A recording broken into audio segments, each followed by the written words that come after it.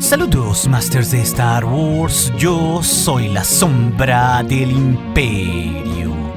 ¿Qué? La sombra del Imperio. Uno de los temas que levantan varias dudas sobre el estado en el que vivía la galaxia y el apoyo que tenía el Imperio entre sus habitantes es justamente cómo reaccionó el Imperio Galáctico ante la destrucción de la primera estrella de la muerte que vimos en la película de Una Nueva Esperanza. Y esto en sí se da porque tenemos un espacio de 3 años entre los sucesos de esta película con su continuación, es decir, el Imperio contraataca. Y jamás se aborda en sí en las películas el estado en el que se vivían en los mundos que apoyaban al Imperio o en sí a mayor profundidad lo que pensaban sus dirigentes, salvo en el caso de Darth Vader, ya que en sí solo se muestra al Imperio como una institución tiránica que era odiada. Y sí, era tiránica y opresora, pero su reacción ante la destrucción de la estación de batalla sería mucho más interesante de lo que creemos y tiene diferentes pruebas de esto en todo este nuevo canon. Por una parte, el hecho de la destrucción de aquella gigantesca arma dio esperanza a la Alianza Rebelde e hizo que muchos más individuos y planetas se unieran a su causa. Sin embargo, en ese punto la Alianza aún no era mayoría. Sin embargo, se había logrado exponer lo que los terrores tecnológicos del Imperio podrían hacer. Así que poco a poco el Imperio fue perdiendo el apoyo mayoritario que tenía el Emperador, lo cual causó diferentes reacciones y más deseos de control de parte de esta institución central. Pero no debemos olvidar algo muy importante. El Imperio era apoyado por millones de individuos porque había creado un cierto orden, que aunque era desigual, al fin y al cabo era orden. Además, claro, le daba trabajo a millones de individuos en sus instalaciones y ejércitos. Así que la primera gran reacción que causó el estallido de la estación de batalla fue una sensación de desesperanza y tristeza en todos los familiares de quienes estaban a bordo de esa estación que había explotado, ya que dentro de esa luna de más de 120 kilómetros de diámetro había más de 1 millón de oficiales, técnicos, científicos, mecánicos y cabezas militares del Imperio que con el lanzamiento de un simple protón de torpedos habían sido erradicados de la faz de la galaxia. Y al enterarse de aquello, las familias que esperaban en diversos mundos reaccionarían con una enorme tristeza al haber perdido a sus padres, madres, hermanos o hijos que habían caído ante el ataque de los terroristas rebeldes. Y justo aquí es importante mencionar algo. La gran mayoría de quienes estaban en la estación de batalla vivían en un gran hermetismo. No podían ver a sus familias seguido por el gran secreto de estado que era la ubicación y construcción final de la estación. Y por consiguiente, nadie en realidad sabía qué hacía aquella estrella. Esto claro, hasta que comenzó a destruir varios planetas cuando se terminaron de probar sus reactores.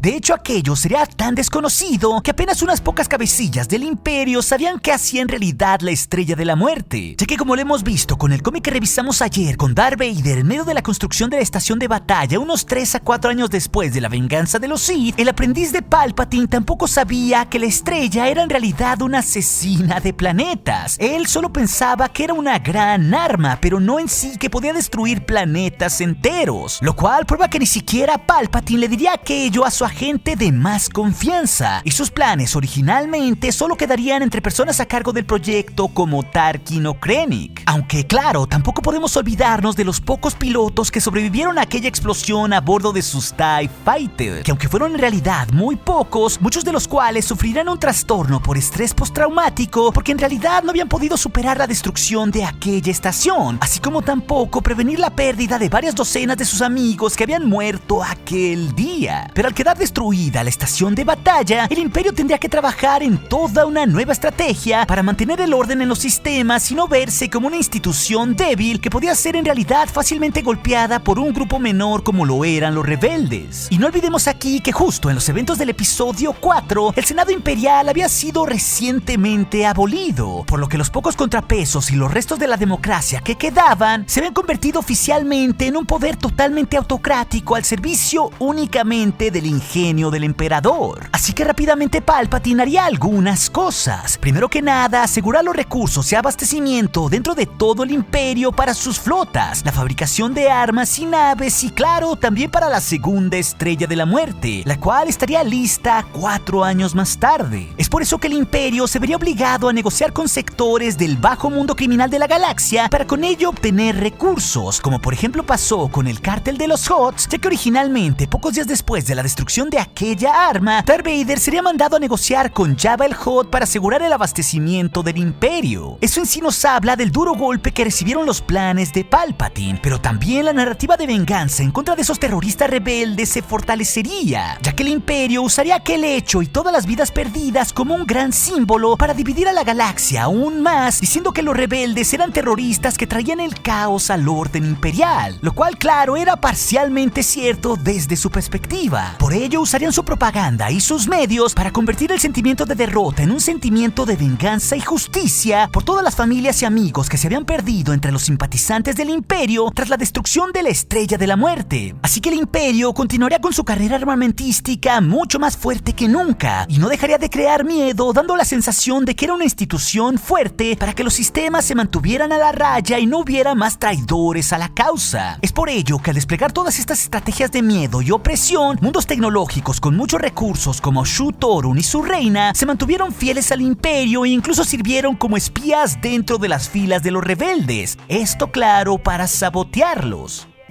Sin embargo, la única motivación de la reina Trios de Shu Torun era mantener su mundo con vida y que su planeta no se convirtiera en otro Alderaan más, como se lo había advertido ya Darth Vader previamente. Así que no sería raro que, como lo vimos con la traición de esta reina en los cómics de Star Wars, que los rebeldes comenzaran a recibir la poderosa venganza del Imperio y del propio Darth Vader un poco tiempo después. Pero a la par de todo esto, también los rebeldes ganarían sistemas y miles de personas a su causa, precisamente porque al activar la Estrella de la Muerte, el Imperio se había desnudado con sus propios ciudadanos, por lo que le daría paradójicamente el pretexto perfecto a muchas personas para apoyar la causa rebelde, porque ellos no querían que existiera otro Jedi, otro Scarif o peor aún otro Alderaan, con lo cual la alianza pasó en unos pocos años de ser un pequeño grupo de rebeldes a todo un ejército bien organizado. Así que como podemos ver, poco a poco las dos visiones encontradas entre rebeldes e imperiales crearían una profunda división de ideas entre todos los individuos de la galaxia, unos claro para preservar el orden establecido y otros más para crear uno nuevo. Sin embargo, esas no serían las únicas reacciones de parte del Imperio tras este importante suceso, ya que habría otras más, pero una de ellas es muy importante. Por una parte, el Imperio seguiría con su enorme secrecía en torno a la iniciativa Tarkin y con todas sus armas secretas y en torno a toda la inteligencia y antigüedades que el emperador había escondido sobre los Jedi y en distintas bóvedas por toda la galaxia. De aquello en realidad muy poco se sabría. Pero también el Imperio sería mucho más cuidadoso a no tener traidores entre sus filas, como había sucedido en el pasado con Galen Erso en el diseño de la primera estrella, algo que no podía darse en la segunda, por lo que habría una purga e investigación interna para que solo mandos leales estuvieran en los puestos claves y no volviera a existir una traición. De hecho, como un mero ejemplo de esto, entre las filas del Imperio, nadie podría hablar mal de la destrucción de Alderaan, ya que incluso si eso era dicho por un militar imperial, esto podría llevarlos a un serio juicio en una corte marcial. Pero justo entonces aquí, Palpatine pondría en marcha su reacción y plan final para acabar con los rebeldes al iniciar la construcción de la segunda Estrella de la Muerte tras sus terribles pérdidas, con una estación de batalla nueva y mejorada, mucho más poderosa, con 40 kilómetros de más y sin el defecto fatal de su predecesora. Y para construir esta estación aún más grande y varios años más rápido que su predecesora, el recién nombrado Moff Tian Jerjerrod recibió la supervisión del proyecto bajo el título de director de los sistemas de energía imperial. Y esto porque Jerjerrod había probado su lealtad y era alguien en quien el emperador confiaba debido a su trabajo anterior en la construcción de la primera Estrella de la Muerte.